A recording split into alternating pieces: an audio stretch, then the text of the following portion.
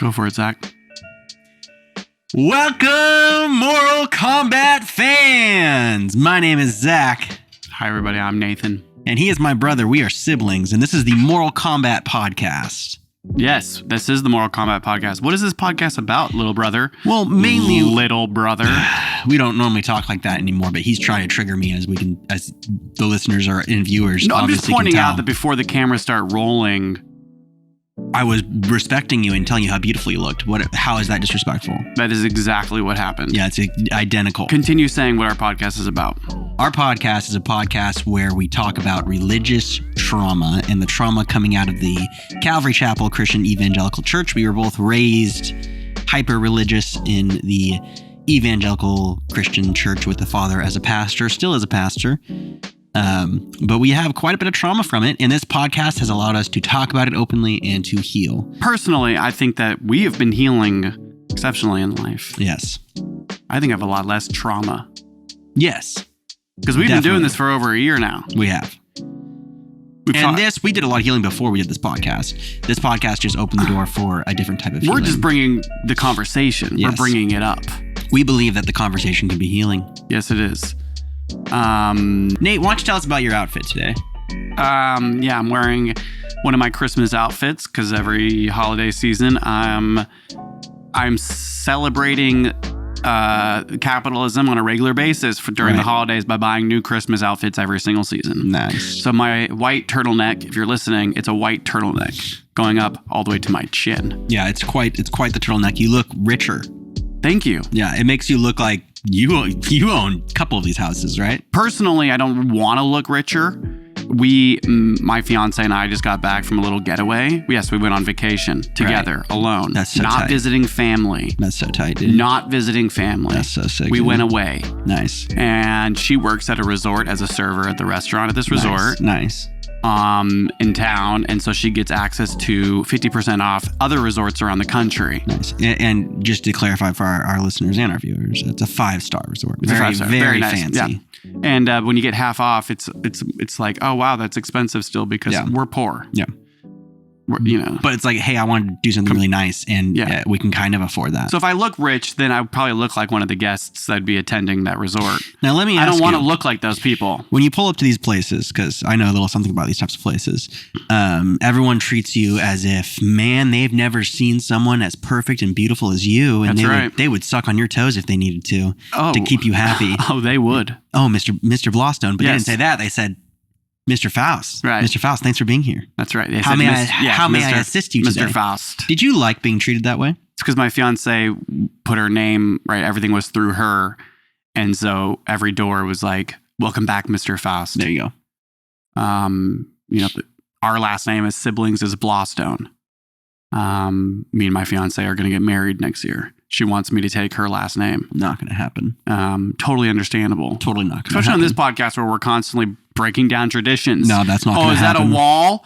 Let's break it down. No, that's not going to happen. And so I've considered it. But what was great was I actually enjoyed it. I felt like I don't know, like it made me kind of geek. Like every time they'd open up the door, because everything was valet. Yeah. It's like, hi there, Mr. Faust. I'd be like, oh.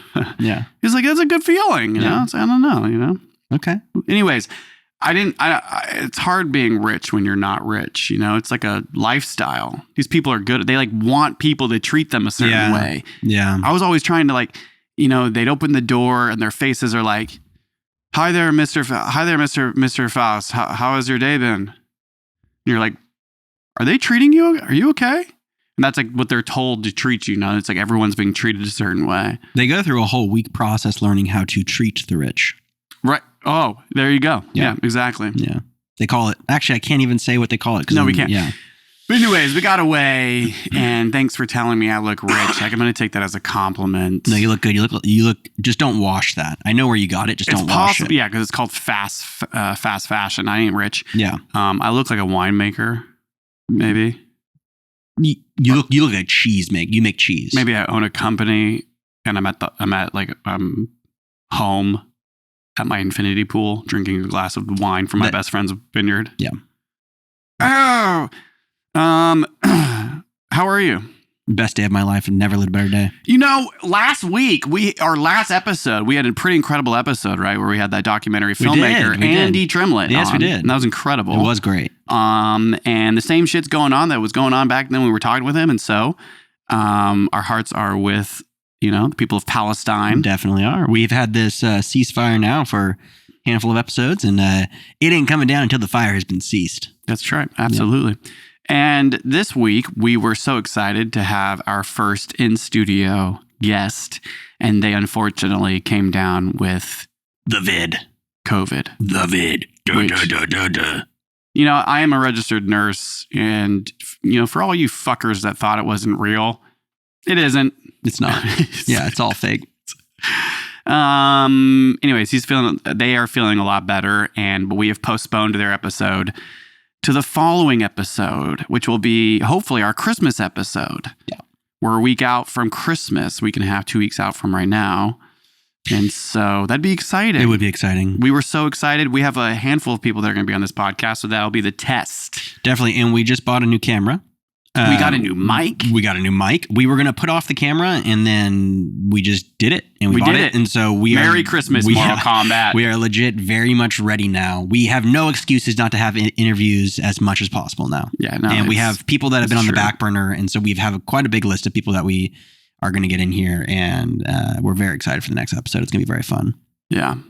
And if you remember, if you're following this podcast, thank you. We are going every other week now so that we can prepare more and do more pre-production. Yeah. And you know what? If in future times we release 3 podcasts in a month, because that's just the way we did, then that's what it's going to be. That's what it's going to be. That's what it's going to be. Want to know why? Because we own this podcast.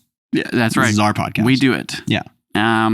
With the help of some wonderful graphic designer named Chantel Bogue, who has brand us. But our studio out here in the garage is growing, and we are adding to it. So we'll be so excited to have our first in-studio guest very soon. And before we jump into today's conversation that we had, me and the broski. So, it's me and the sister over here. Me and the brother over here. Ski bro. Just kind of shooting the shit. We got a good conversation today about spirituality. But before we get into spirituality, when we first started this podcast, episode 8, 9, or 10, one of the first 10 episodes. I think it was 9. We started the episode by taking a big old whiff of aromatic ammonia inhalants. So Zach calls them smelling salts. Right. Yeah, I call them that. No one else does. It's just my thing. I don't like the sound of smelling salts. It sounds a little druggy. I like aromatic ammonia inhalants. That seems a little more medical. Totally. These are used as a critical care cardiac registered nurse. This is part of my I'll save your fucking life bag that I keep in my car. And now it's been in the garage because I haven't been keeping my car. But inside of them are 10 crushable ampules of ammonia.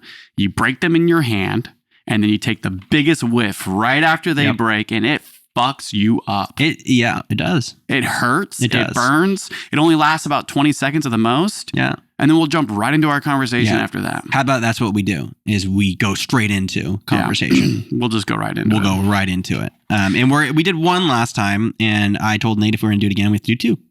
So we're going to do 2. Zach, I need you to keep your mic on you. I want you to break it when we do it. I want you to break it above the mic. Okay. And your mic stays here. The camera stays on you. I guess so. I guess that's what we're going to do. You're smelling salt, sir? I need 2.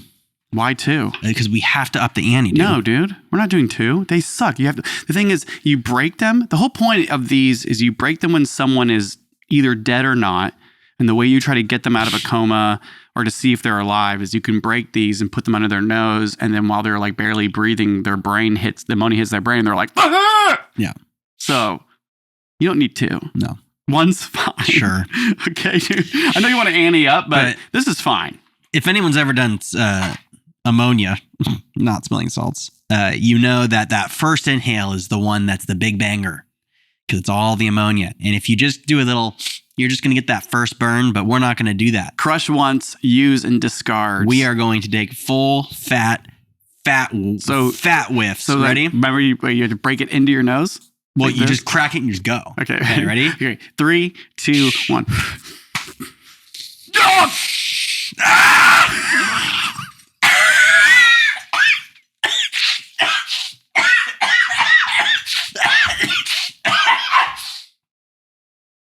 Oh, wow. I am ready. Oh.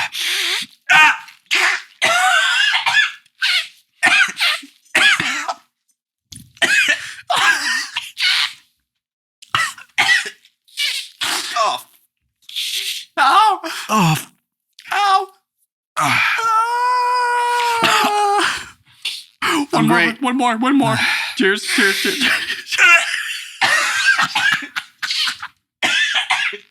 Last one. Here we go. Oh. I feel like the first one burned, but the second one, here we go. I'm great, dude. It's so good. Oh, God. Last one. Oh, man. Something. Ah!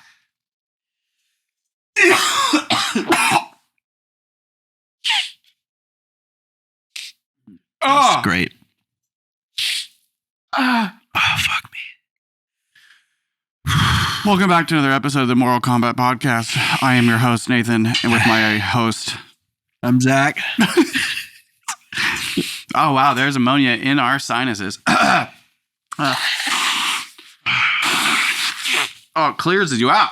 Wow, this is gonna be a good pod. We're gonna sound real clear. Yeah, we're going to sound good. Cleared out. We're going to sound so good. Woo! God damn, that sucked.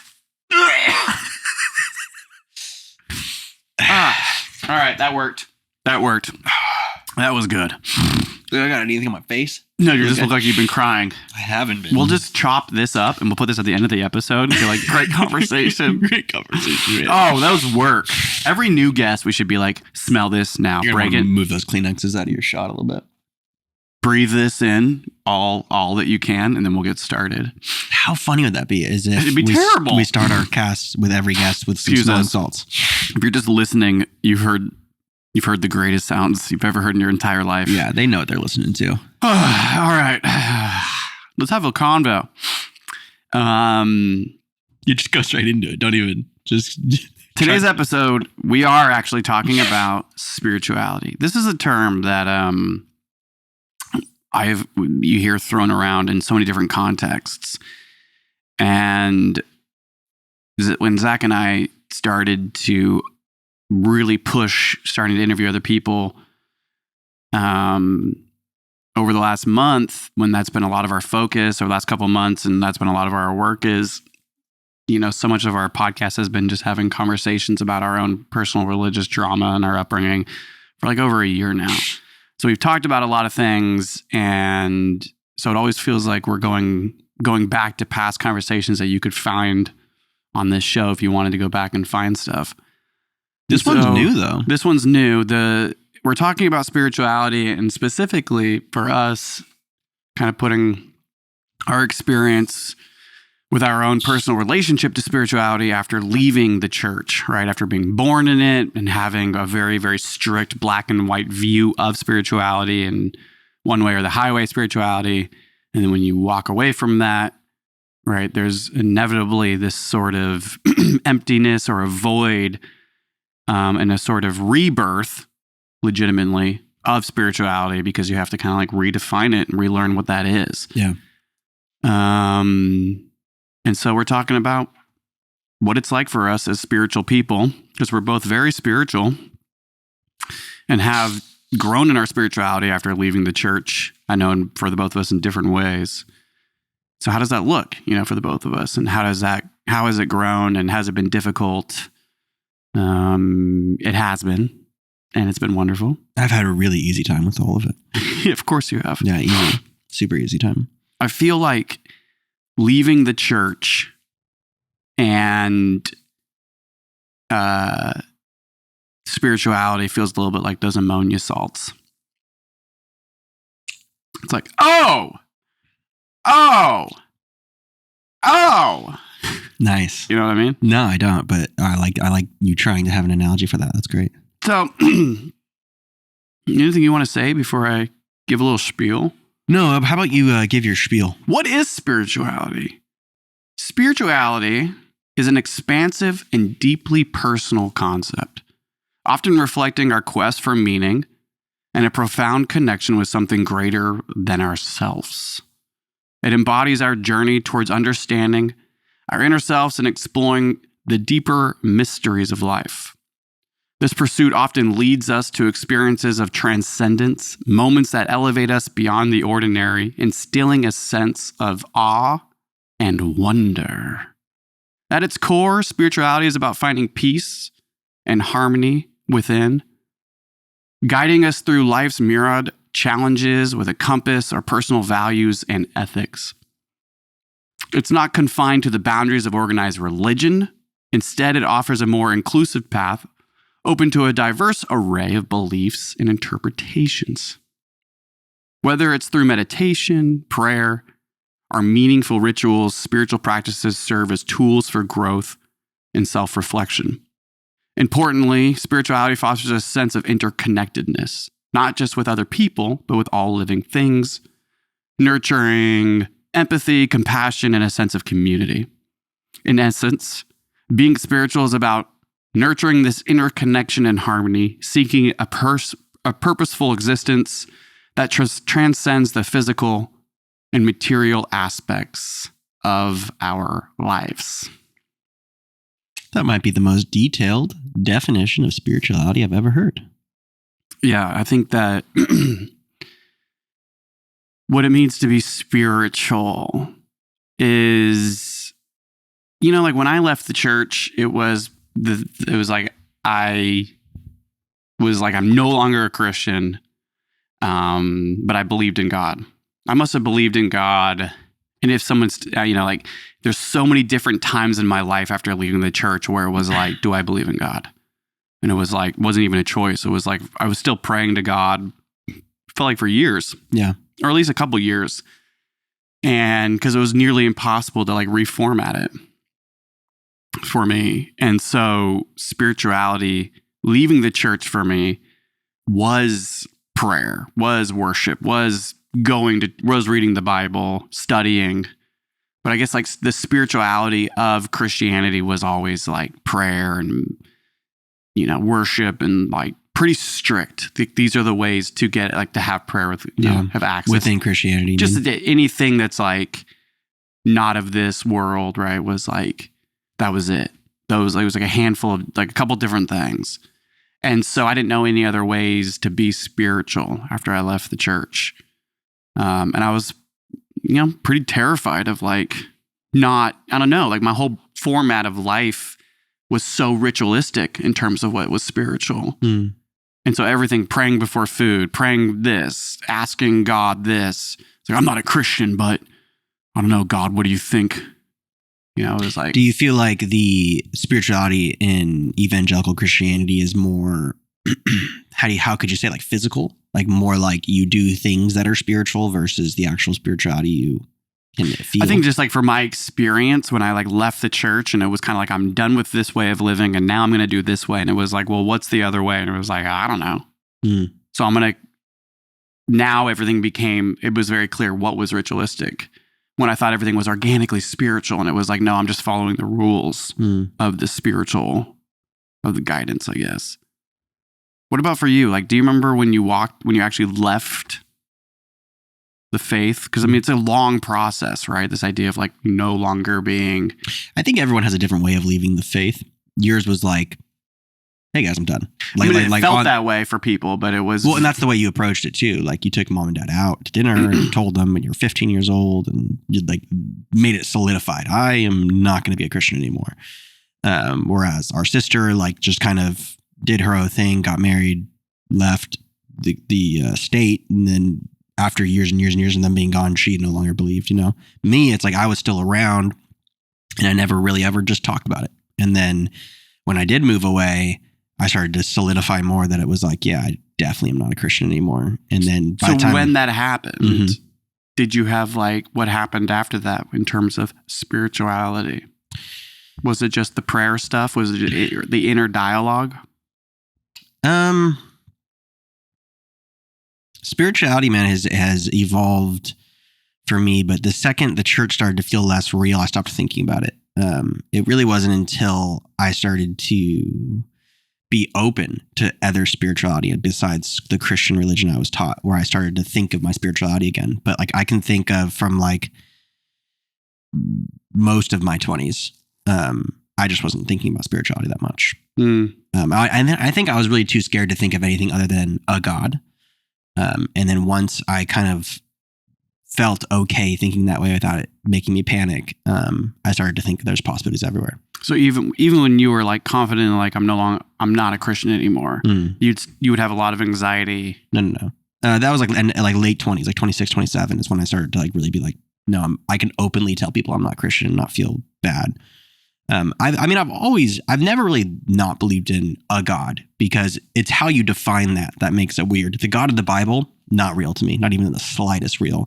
But a God, in terms of like whatever that could be, all of us could be part of the same entity called a God that is all being, all one and controlling in some other realm. Like who knows? And that could be called God. So the idea of like people being like, leave the church and then just God's not real anymore, that's never been real for me. I've always thought of there is another spiritual being or power that's besides myself, or it is me in another realm or whatever it would be that I can kind of think of. I don't pray to it anymore, though. I don't do those types of things, the ritualistic side of things. But I really feel like spirituality for me grew so much after leaving the church, which I thought would be the complete opposite. We were raised to believe that there was only one way of reaching this level of spirituality, and it was through God and Jesus and the way Christians are taught to have spirituality. And then once you get rid of that, there is no more spirituality. But for me, it was like, there's so much spirituality out there that you can dive into and learn about and indulge in the second you do leave the faith, because now you have the freedom to think for yourself. You have the freedom to have your own opinions. You have your freedom to try things and to try new spiritualities and what have you, modalities. But in the church, I feel like it is so just this way. There is no other spirituality any other way. Yeah, black and white. Very black and white. And it felt good to be in the black and white because that's all I knew. And then the second there was more color everywhere, I was like, been missing out on a lot of things, it felt like. Yeah, I feel that. Well, we have these conversations, sort of questions that we have been using when we have these conversations to sort of stimulate the conversation and to help us, open up the topic a little bit more. Stimulating the spiritual prostate, we like to say. Stimulating the spiritual prostate. Yuck. No, actually, that's actually totally fine. That sounds actually legit. I like that. Thank you. It's very spiritual. Like a colonic. Do you know what a colonic is? No. Just Google it. Okay. Google. Or just YouTube it. YouTube. This first question, I think we're just kind of opened it up. It says, how have you redefined spirituality for yourself after leaving the church? What elements have remained and what has changed? I'm not sure anything's remained. Yeah, I know. It's like and prayer is such a powerful thing, but prayer to me is so triggering, right? When someone's like, let me pray for you, I'm like, please don't. And prayer was such a huge part of the spirituality. Yeah, it was. But like prayer is kind of a form of meditation, right? But also so different. I tried to pray the other day. It's very different. It's actually not meditation, right? It's kind of different. It is. Dude, I tried to pray the other day. I was trying to be like open. And I was like, just pray. Like I was having a really anxious day and I was like, just pray, whatever, screw it. Try it out. And I just didn't like it, man. And I don't even think it's our upbringing. I think it's just not real to me anymore. Yeah. I think that like, because prayer was so for us, right? And it was like, there's really only one thing you're praying to. Yeah. God. Yeah. Right. Or Jesus. And so, like, there's really no other access. Yeah. And so that's weird. Yeah. Like, when you try to pray and if you just revert right back to the old ways, it's super like, ugh, no, I don't like that. Yeah. But like, there's this whole thing that my life's been open up to, over the years called gratitude prayers. It has prayers in the word, but people are like, I do gratitude prayers every day. And you're like, okay, hippie. And then you actually do it. Yeah. And gratitude prayers are just, it's like, like in the Christians, right? It's like, I thank you, God, for this food before you eat every meal.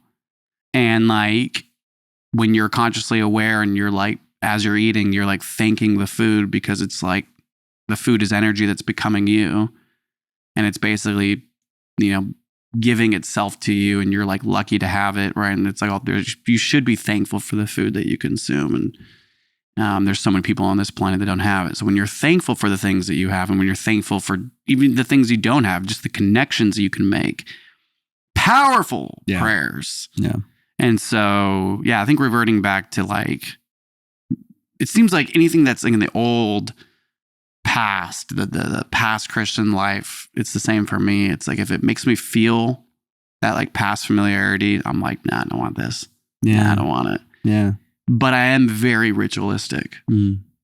And we've talked about that a lot in this podcast. It's like I connect very much with like a rigorous discipline, which, fits perfect with this like mindset that's like get up, do the same thing every day, work hard, discipline. And so like I do the cold shower, I do the working out as much as I can. I deep breathe in the mornings, and like I tend to get into I find these spiritual modalities that always have worked for me, and they're very powerful. And all this research, and people have told me to try these things, and they'll work, and then I'll like become extremely ritualistic about it, and I'll get kind of stuck in sort of like, well, I have to do it every day now, because if I miss a day, if I don't do it, then I won't feel as good. Yeah. And that's like the childhood trauma. That's like the religious trauma. Mm-hmm. So for me, I've had so much fun finding, like right after leaving the church, it was like right into other spiritual religions and different ways. I was like studying all these different religions. Like my mind was exploding, and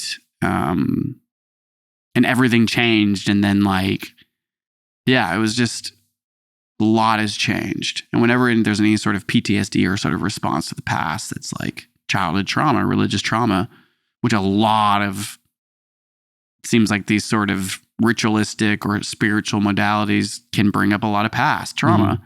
So it's been difficult to be like, tight. Let's just deep breathe. Yeah. It's like, I did this as a kid. I don't want, it's like, you really have to kind of like be okay stepping into what might remind you of the past. It's weird.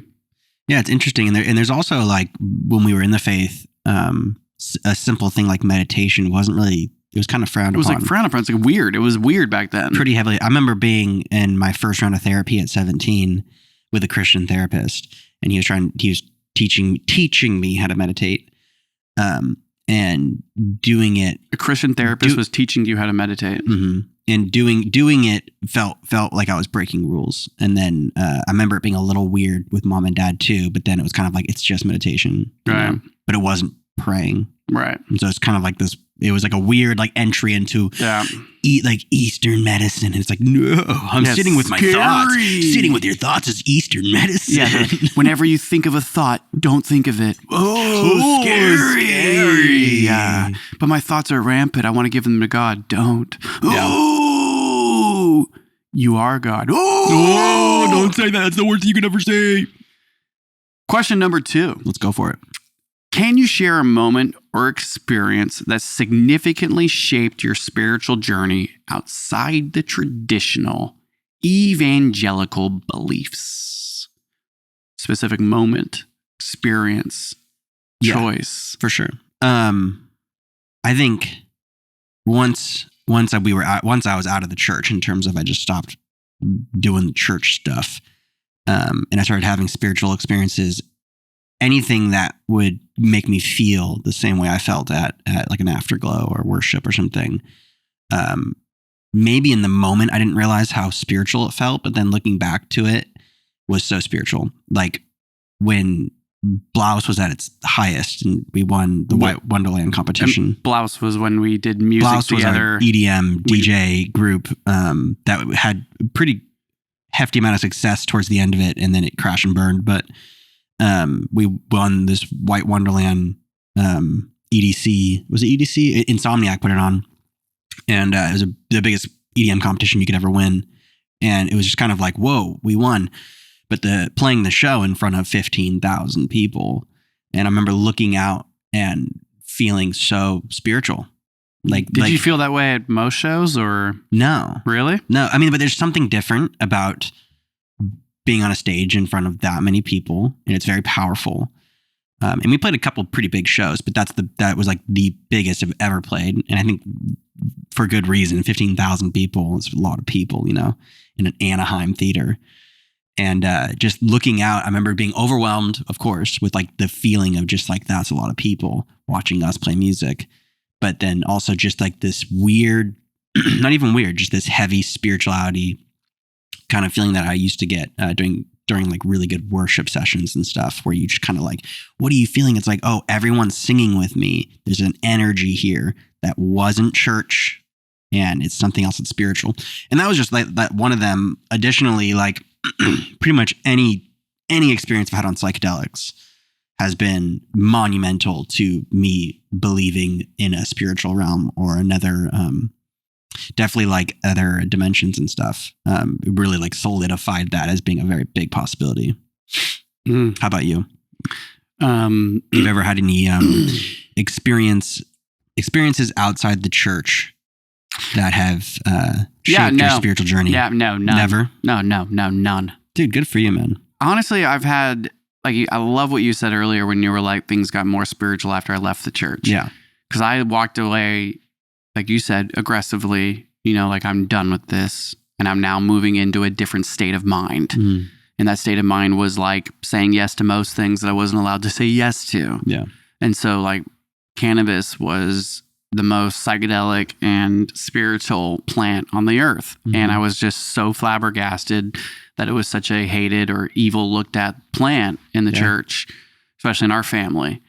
And so, I was one of those people where like, but it seems like where I was trying to find spirituality or whatever that meant, like what you just said through psychedelics, but like right out of the church, right? It was kind of like weed came into my life and it was helping me sleep, and I'd suffered such bad insomnia. So I was like finding God in sleep. And it was like the first time where I was like, damn, like this plant that they hate is bringing me to God. Like there's clearly gods in this plant. Like this is a gift from God. And so plant medicine, like right out of the church, became like teas, tinctures, like anything that you could find at a community market, and we come from a very like Northern California hippie land, right? So it's just like so much weird shit out there. It was just like, finally, we can try it all. And one of my closest childhood friends was also in the church, and he was like an access to spirituality outside of the church.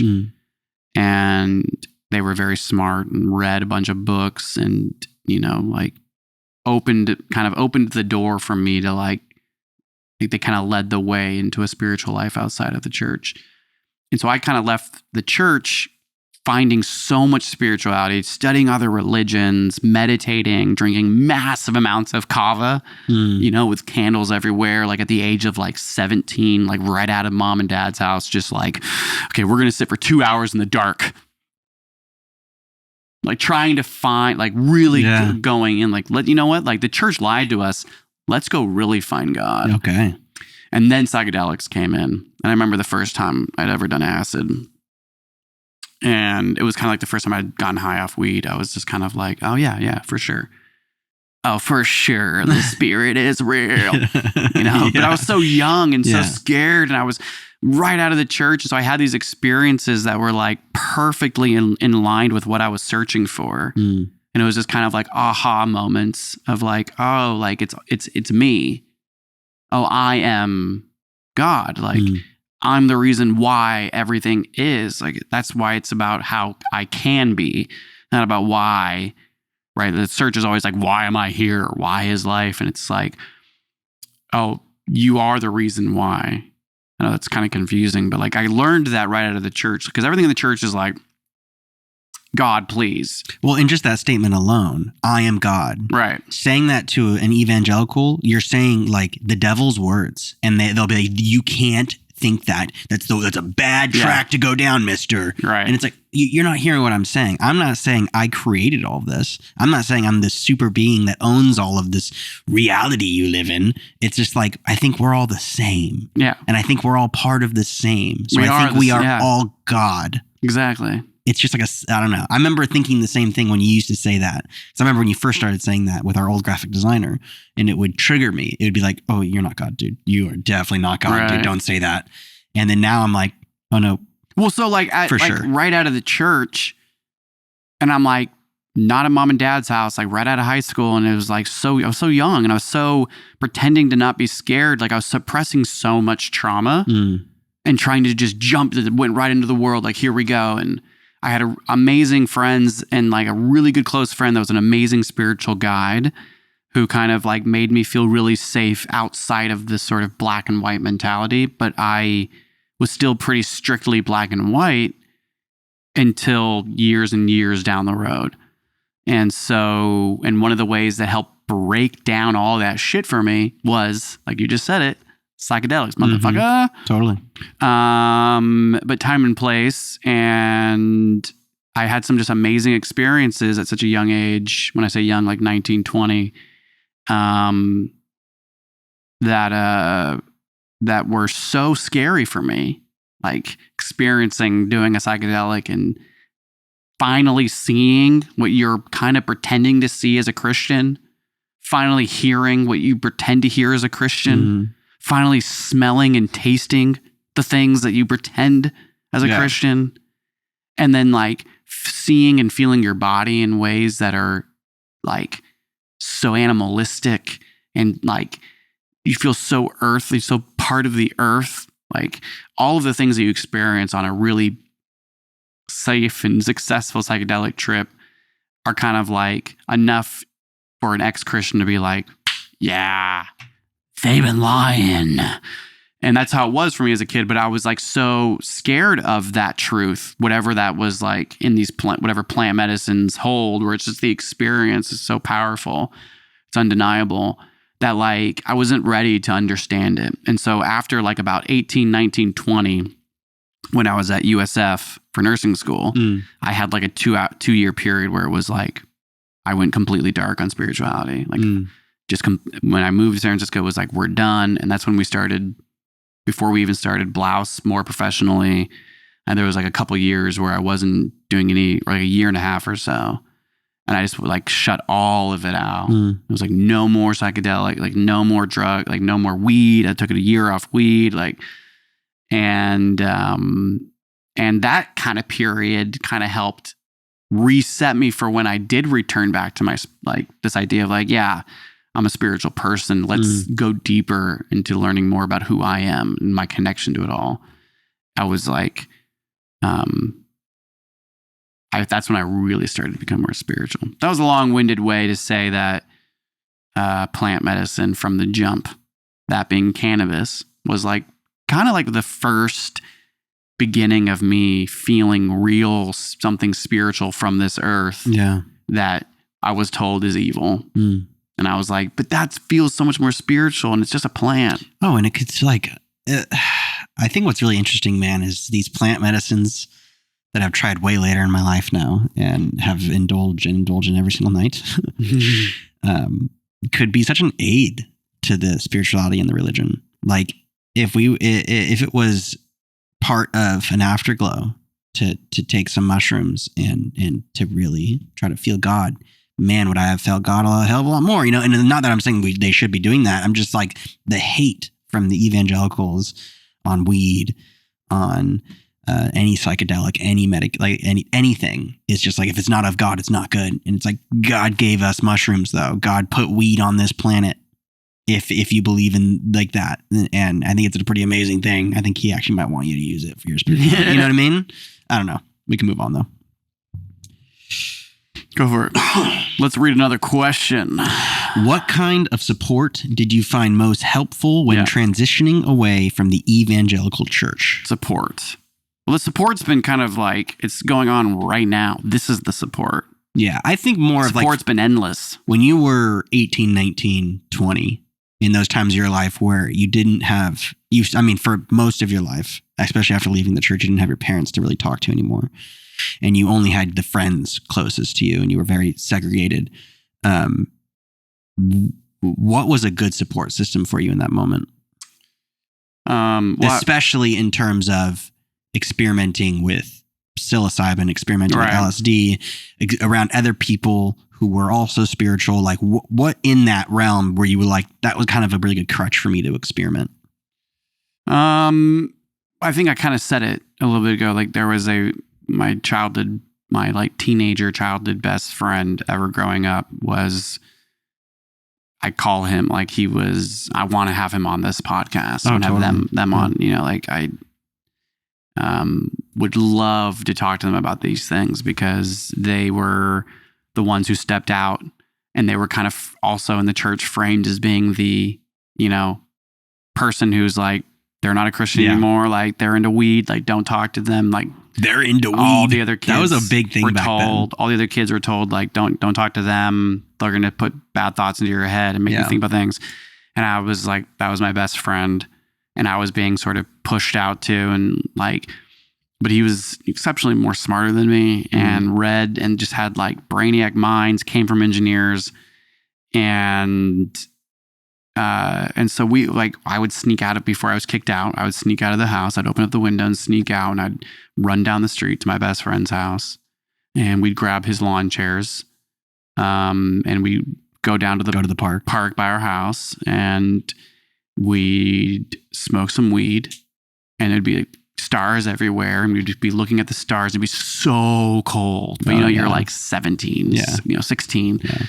And so we'd be out there, and I'd be in the chair, and I'd be like, oh my God, dude, it's a star. Like just like really feeling like experiencing spirit. Yeah. Like so young, and like, and he'd stand up and he'd just start going off, and he would just start talking about like, if he'd say something like, man, this is what the church's been saying, right? You know why that's not fucking true? Bum, bum, bum, bum, bum, bum, bum. And this is what I've been reading. Yeah. Dum, dum, dum, dum, dum, dum, dum. And I'd be like, oh my God, that's so powerful. It makes so much sense. And so I felt so lucky that like, as I was getting really pushed out and had like, I'd say a good year of my life where I was really disconnected from the family.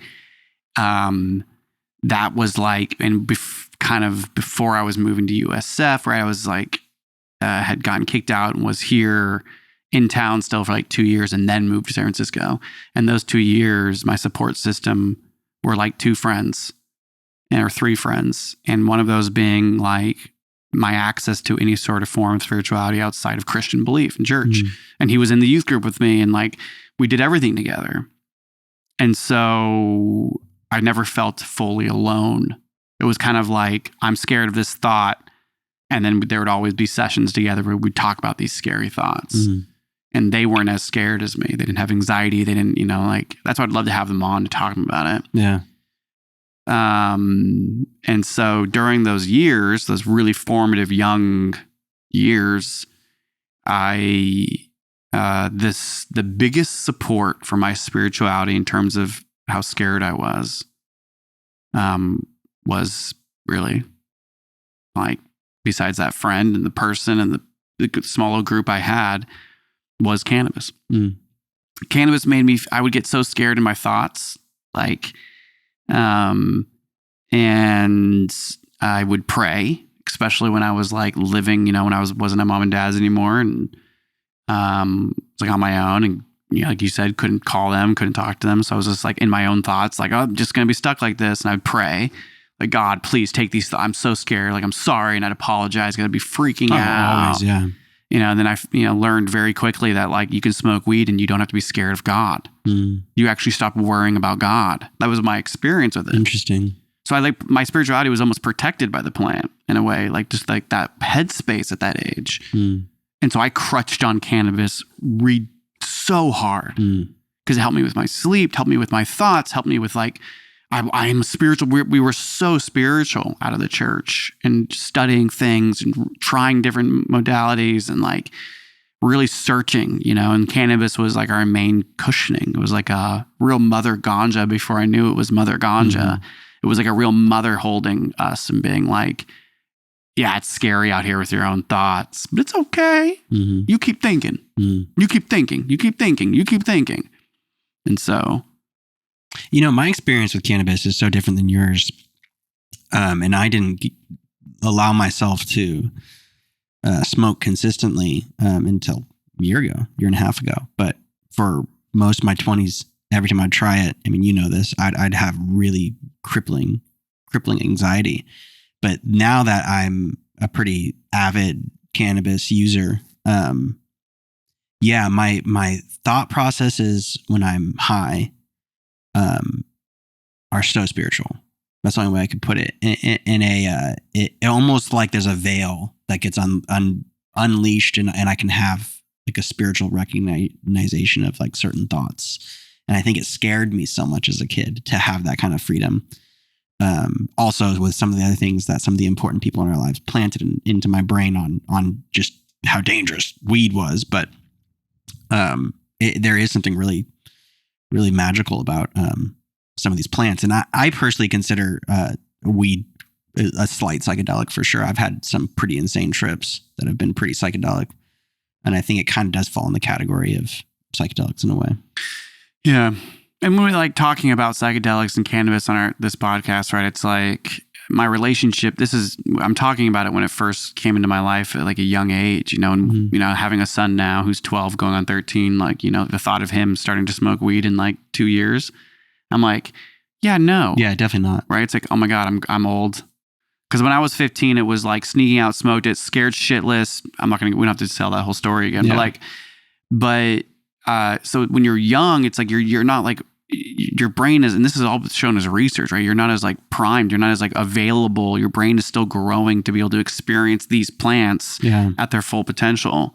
And I'm not the smart one up here that's going to like say what's good or bad, whatever. But like, I couldn't even get high, like fully high until like 10 times of trying it. Yeah.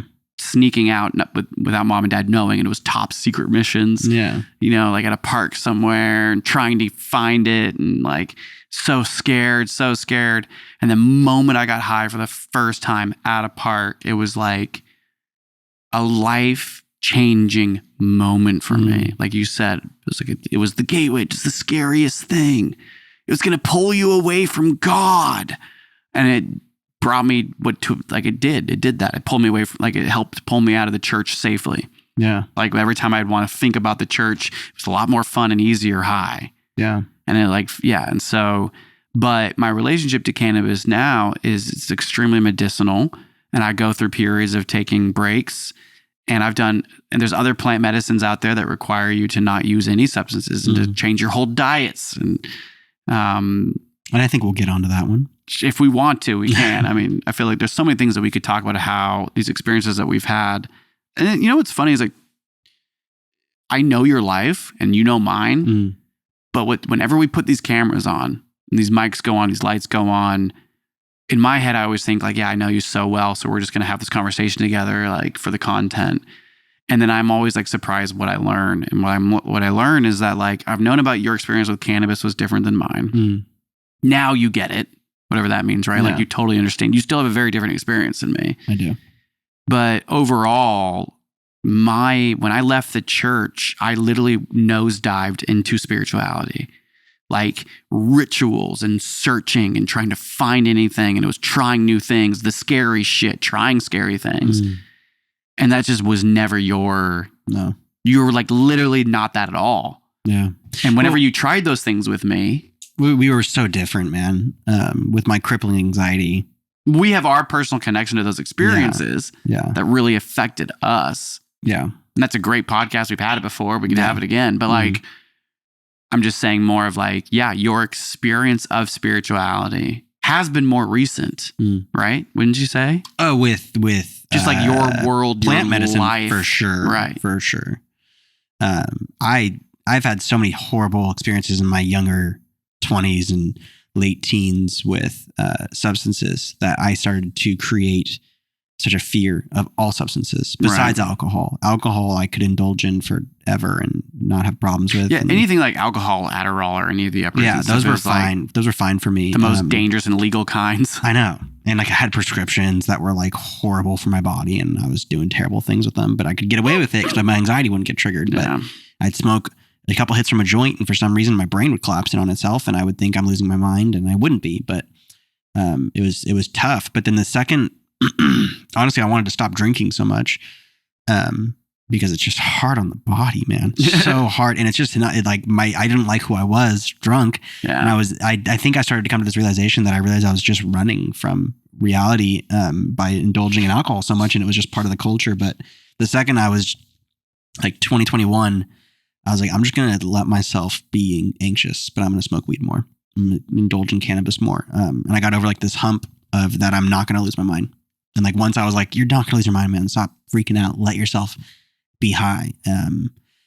It's just a different experience for me now. And that kind of led me down the path of reading some books about psilocybin and LSD. So once again, this plant cannabis, once you were able to like break free of that childhood trauma, if I'm hearing right, like is then you experienced that it's like, oh, cannabis is this spiritual plant. It's not even that all plants are spiritual. Like all plants are like given their gifts. Yeah. Right. And the saying is cannabis is the gateway drug. You're going to do cannabis, you're going to start doing meth. And it's like, no, not true at all. And it really depends on how you define drugs. I think it's a gateway for addicts for, like, and you and I both suffer from addiction, like from the jump.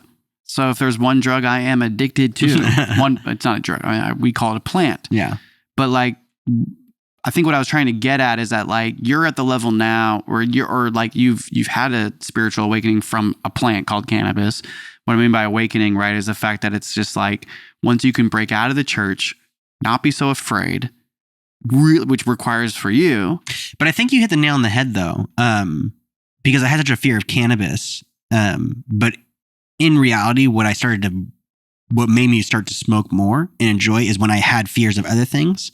Like I was having a panic attack about losing money or something that was really consuming me. And then I would smoke. I would be like, I can totally think about that now. And I can deal with those thoughts. It's like really weird. And I never had cannabis do that for me. Yeah. Kind of like the same way you said, where it was like, I couldn't think about my spirituality. I couldn't think about it. And the second I got high, I could think all about it. Right. And it's very similar where it's like, it just kind of like lets you think about it. Yeah. And then you kind of get over some stuff. And you're like, I think I healed last night when I got high. And when you experience that, and if you're somebody that really benefits like digestively, anxiety, appetite, you can work out. If you're functional and you suffer from that good old gene that's called addiction, then something that can be an access or a comfort or a sort of coddling by like a mother ganja type approach can become a crutch just like anything else. Yeah, totally. And I crutched on so much shit out of the church because I was crutching on prayer. I was crutching on morning devotions. I was crutching on God at every thought. I was crutching on like everything in the church was crutches. It was like, I have to do it this way or else I'm guilty. Yeah. And so I latch on to things like, and it seems like weed as a kid became it became a ritual. It became like my access. And it was hard to do anything else. Then I had to like learn how to let go of cannabis, which is a whole nother thing. Now it's like anything can become an addiction and anything can become a hindrance and actually I think like block you from more spirituality. And I've experienced that plentyfold with this same plant. So like this question, it was being, like asked that what was the support leaving the church? I'd say it was like literally my closest friend at the time and cannabis. Yeah. Was like this plant and a person. Like just like it was like a body double, like just be able to experience life outside of the church with somebody else. So much of what me and them did, we didn't even talk. We just traveled together. We just could do everything together because we were opposites and we were safe leaving the church. Safe. That's what it is, man. It's having something else that's safe that isn't the church. And weed helped me feel really safe. Totally. In my own thoughts. Yeah. Yeah. I was really, I was grateful to have my siblings, honestly, because it's just such a terrifying thing to leave your faith and to just even venture into different thought processes. Or is science real? Like having those thoughts. Is evolution real? I was told it wasn't. I can't. Right. The brain shuts down. But having you and Natalie kind of able to talk to or to challenge my thoughts, especially my young and mid 20s and whatever, and see different avenues of spirituality made me feel safer in it for sure. I feel like the friend you were talking about, I never had that. I never had a friend that was like my safety net in terms of spirituality, but I did have you and Natalie as like my safety net in spirituality for sure. Especially Natalie. Like when I moved to New Orleans and lived with them, she challenged some of my thoughts, and I was like, "You're challenging me," right? And it felt good, and it felt like it's safe to be challenged here because it's not my home. Yeah. Yeah. And then you look at me and you'd be like, I don't know why Nathan would ever do that, but maybe I'll consider it someday. Yeah, I guess so. I remember being like 19 and being like, Zach, you have to try these things. They're called shrooms. Yeah, I would never. And you were like, no. Never. And I was like, you got to try them someday. And you're like, dude, never. Never. And then it's like, look at me now. It's true. Well, that's very sweet of you. And you've told that to me a lot, especially on this podcast. This podcast has really opened up the door for us to be really vulnerable with each other and share each other's like what it was like growing up, and how, I didn't have an older brother, and then once Natalie got married, and she's not married anymore, but she was right out of the house, and boom, right into that classic Christian marriage. Yeah, and then they were gone, and so. I was always aware of how scary, it was so scary leaving the church.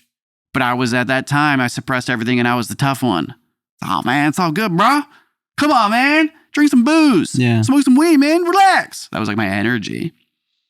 And you were like, thanks. Yeah. And then fast forward my mid-20s and it was like, dude, I'm so fucking scared. Yeah. I am so scared to be alive. How do I thrive? How do I not be scared to live anymore? Yeah. We drank a lot. That's what we did. Yeah, not anymore. That's what I mean, that's at least when I think back to that time period. Everything was drinking, dude. I'm talking about cannabis as a spiritual safety net. Yeah. Out of the church. Drinking numbed everything up. Yeah. And drinking, partying, and raging, that was a huge part of life for so many years. Yeah. And I think a lot of people rage and party for all their own reasons, but it works. Alcohol works wonders if you don't want to feel shit. Yeah. If you just want to feel good, then you have to feel twice as bad, if not 3 times as bad afterwards. That's the only problem. Yeah. And then you blame it on the booze. But then there's all this hidden shit. Yeah. No, cannabis is not the same. Cannabis is a goddamn blessing. And I wish alcohol, as in being able to enjoy alcohol, I wish it was more of a blessing. I see people being able to enjoy a glass of really, healthy booze. Yeah. Cause I don't know if that statement could ever be true. I love watching people enjoy a nice glass of healthy booze. Yeah. Healthy booze. Like organic grown. Organic healthy booze. Nothing like organic poison. What I mean by that is they seem like organic people making healthy choices with their substances that they use. I'm like, have you had 7,000 milligrams of THC today? Because I have. No, I do not want the scotch. You keep the bottle to yourself. That's like me. Some people can choose. There's just a lot of there's a lot of drugs out there, alcohol being one of them, that is just it's a numbing effect, and it releases a lot of dopamine, and it just really works. Yeah, it does what it's supposed to do, which is make you feel better. You're right. And weed can sometimes make you feel better. Can also make you feel a lot worse sometimes. Well, the thing about weed is that most of the time we always call it like climbing the mountain. Yeah, you have to face reality. Every time. You have to lose reality every time. But you're facing reality by losing it, but you're not losing anything. You're actually it's just changing a little bit. Just a little bit. But getting drunk isn't climbing the mountain. No. That's falling down the mountain. It's so much easier. It's like jumping into a hot tub, baby. Yeah. It's like, ooh, I'm getting in. The way we would drink was like hop on a sleigh and let's go down the fastest slope. Yeah. Weed's kind of like, here we go. Yeah. Oh my gosh. We're getting kind of high. Yeah. Don't look down. Then boom, you're at the top and you're like, what do you want to do now? Yeah. You want to talk about something crazy? You want to start a fire? Want to make a tent? Yeah. Why do we do tents? What is fire for? What is fire for? Let's ask questions. Well, look at the stars. Yeah. Oh, look at that, dude. Look how far we are. We're high. Alcohol. Weed. Alcohol. Yeah. Weed. I just also find with alcohol in general, everyone, once you're drunk, you're angry. I don't know, man. I meet there's a lot of happy drunks out there. I know them. I've worked in a lot of bars for a lot of years, and you might not think you're angry, but you sure seem angry when you're drunk. I feel like we're about to get so off topic here. Should we end on the last one here to smooth it out? Yeah, let's smooth it out. The very last question. What are your aspirations for your spiritual growth, and how do you plan to nurture your spirituality moving forward? For me personally, my aspirations in spiritual growth, I think it's exponential. I think I'm just touching the threshold of what spirituality is, what reality is. I feel like it's taken me a long time to get to here where my brain is even allowed to have those thoughts without crippling anxiety and panic.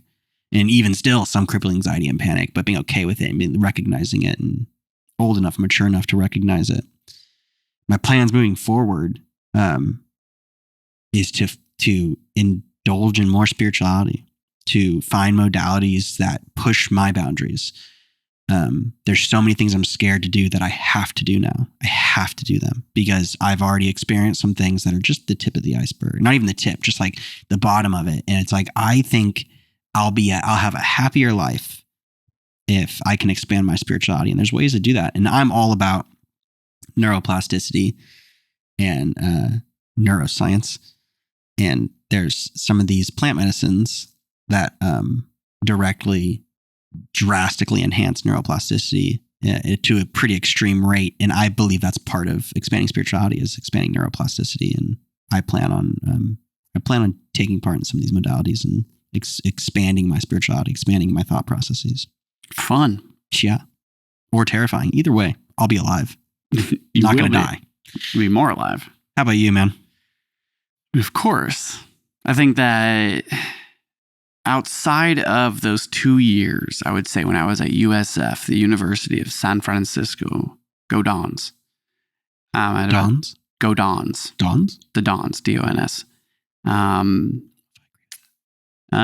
It's just the name of the team. I don't like it. Continue.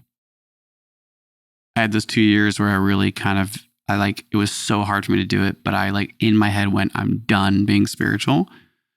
I'm done. And the friends I had at, those years were not spiritual people. And it was just a conscious choice. And then, 23, 22, I started to bring back spirituality into my life, and it's never stopped. And a big part of this podcast talking about cannabis and psychedelics, because that's been a huge access to spiritual growth in my life, on and off since I left the church. And yeah, I encourage that definitely. And it's something that I'm going to dip into, plant medicine and all of that, plant healing, and because it really helps and works for me. But specifically, this year, and I've talked a lot about it on this podcast, you can just go back. I went on a retreat and changed my entire diet for weeks. Months. And started meditating daily and started doing yoga daily. And I read a couple books on wellness and opened my life up in ways I never have, in a very disciplined and ritualistic and aggressive ways, and did it with my fiance, and then quit smoking cannabis for a total of 3.5 months. Mm-hmm. And was the most sober I'd ever been, and what felt like the most tapped into my true self, my spirit, this idea of what it means to be spiritual. I was so tapped in, and then felt like I had gotten so from that whole experience, using that plant medicine and then being so straight and narrow and sober, that I got too sober. And it was this feeling of it was I don't know, it was too edgy. And then it was I started using cannabis again, especially for my sleep. And it was I learned some more about cannabis in my life, my connection to it, in such more spiritual ways that I'd ever imagined, that it became even more spiritual. And so I'm in a never ending, glowing growing, explosive, expansive spiritual growth, life thing, whatever you want to call it. I'm constantly open to it. Nice. And planning on doing some more retreats next year, which you're invited to. I'll probably go. But it's scary. And I think that we're not going to say too much about what we're talking about in this podcast.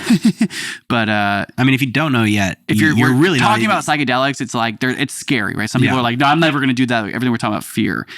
I think becoming really vulnerable in any way possible and being vulnerable daily in spiritual ways and being patient with myself and being open to doing the work. Because I think that you got to do it. You got to do something. You got to, meditation is really hard for me. It's really hard to be still in my mind. It's hard. It is not easy. Cannabis works so well for me, and I know for you and our sister, because we probably all have ADHD. It actually makes my ADHD worse, but I like it. I mean, I think it really helps. I'm not saying whether it makes it worse or better. I'm saying that we know that we've all been diagnosed with ADHD, and it definitely helps you feel better with your thoughts. It does, especially when they're rampant. I forget where I was going with that. You were going on a rant about spirituality. I was just going on a rant. You were just going on a rant. Yeah, and I can keep going on rants about this because I'm all about it. Yeah. And yeah. Oh, that's what I was going to say, is it requires work. It takes work, daily work. Totally. And so I have been, ever since I went on this retreat, I've been trying daily to have gratitude every single morning, deep breathe, and do some alms. And I've learned different deep breathing and alms that really are freaking powerful, man. I'm telling you. And I learned this in that acting class I did for 3 months. I learned a deep breathing tactic that was very much in tune with the certain deep breathing I was doing every morning. And it's where you literally say the vowels. And I didn't make this up, but you say the vowels of the alphabet and you breathe in over 10 seconds. Then you breathe out over 10 seconds and you do that a few times. And then you breathe in over 10 seconds and you use your diaphragm and you go, ah, as long as you can. Ah,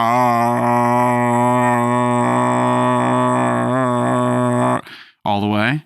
And then you breathe in over 10 seconds and you go, A, E, R, and you do all of them. And it's difficult and it stretches your diaphragm and you feel so good after it.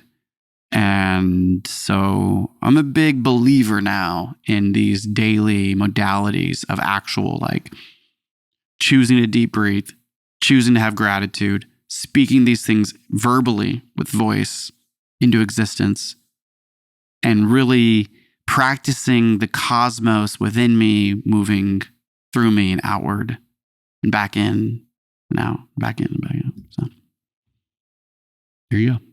There you have it, folks. There you have it, folks. That's spirituality.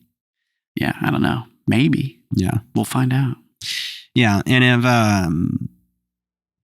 anyone listening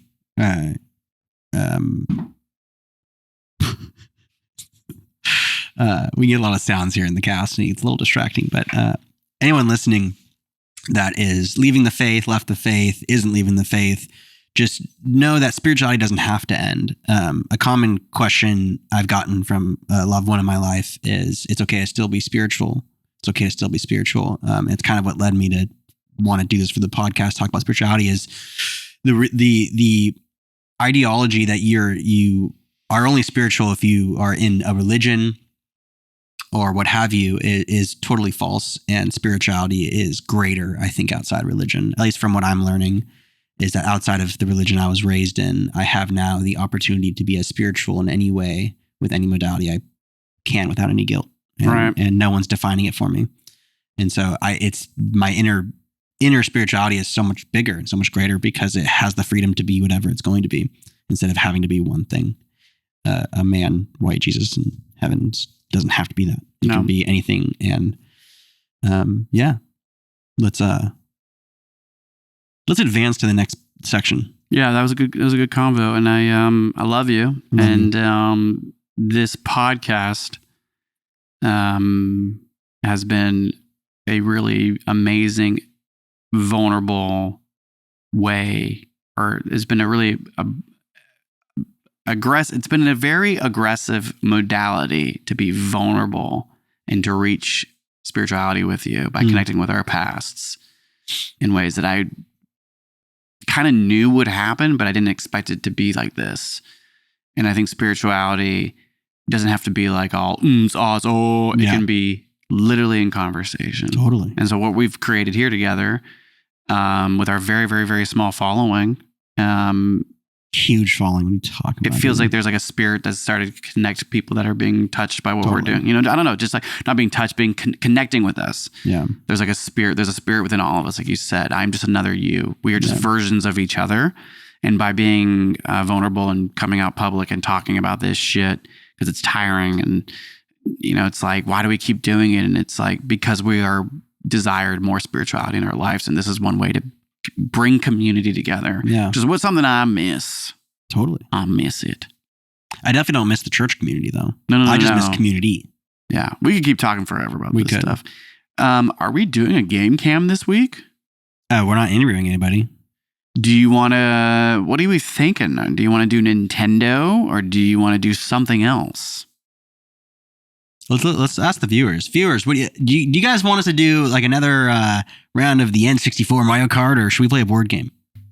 Well, looks like the vote came in. The vote came through. One vote came in. It was from my son. Yeah. Your nephew. Yep. And he told us, play Nintendo. Yeah. So here we are again. This is Mario Kart 64. Mario Kart 64. I thought we were going to a moment to Reddit there for a second. Just go for it. Do it. Game cam. Let's go over to the game cam. There we go. Wow, it's been a while. Here on the Moral Combat Podcast, we really believe in returning back to our inner child. One of the ways that we do that is by doing the same exact thing that we did after church as kids, which was playing Nintendo. So we play N64 just like we did as kids on this podcast. We've done it a lot. Will we keep doing it? I don't know, but we're doing it today. So there you have it. And we are starting the 7.0s today. 7.0s, which means we've done every single battle.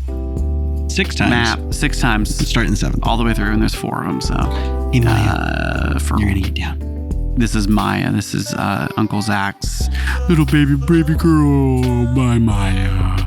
She has a lot of anxiety. If you're just listening, it's a dog. Okay, it's not a person. That's my baby. Yeah, if you're one, that's the baby girl. And my baby girl. She's confused now. All right, I'm gonna be Wario. Nathaniel's gonna be DK. That music you're hearing in the background is from yours truly, Nene from the Bay. Nene from the Big Donut 7.0. Here we go. Best out of 3. All right, folks. I've really enjoyed wearing this V-neck. Oh, God, I always call them V-necks. You just messed up. I'm such an old person. I feel like a person. Feel like a boom skirt? Feel like a boom skirt? Oh, dude, we just got each other.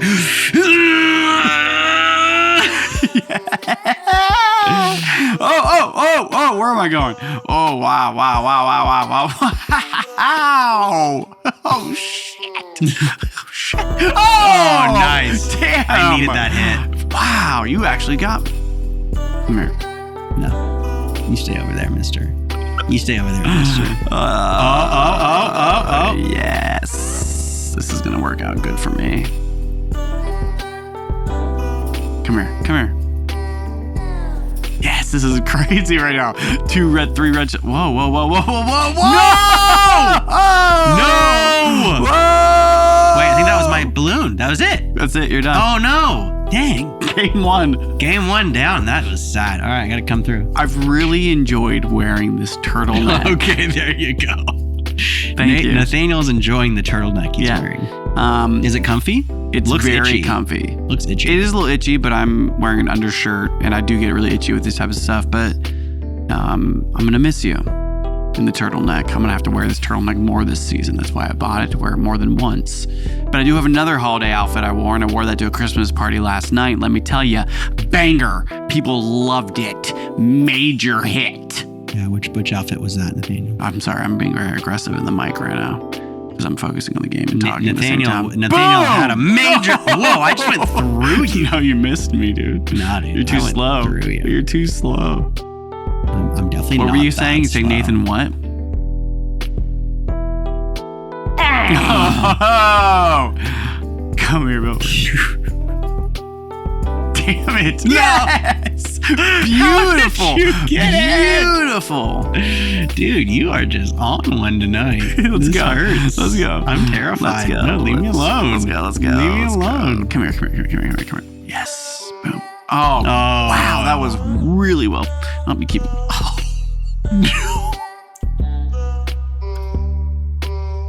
Oh my god. Damn. I needed that star so bad. Oh. Dude, fall into the lava. Dude. Oh man, sorry. A lot of laughter going on over here. And that's the whole reason why we play. Oh, wow. Wowzers. Yes. My time has come.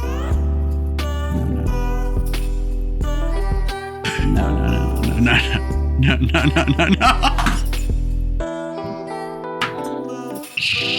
Oh man, that game sucked. No, that game, you just didn't even seem like you were trying. It just seemed like I was just dying the whole time. It's the turtleneck. No, screw that turtleneck then. That turtleneck will be lit on fire by the time the next cast happens. Well played, dog. I just am ashamed. I really thought I was trying to smash tonight, and you just proved me wrong. No, you did great. Look how angry Wario looks. Yeah. He took his hat off and he's chewing on it. Look at him. Look how pissed he is. No, he looks like sad. He's like really upset. Like no one loves me.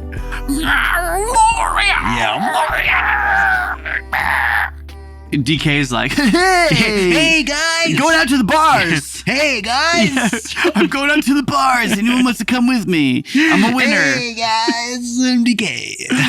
All right, that was a good game. Go on. Echo, Garage on.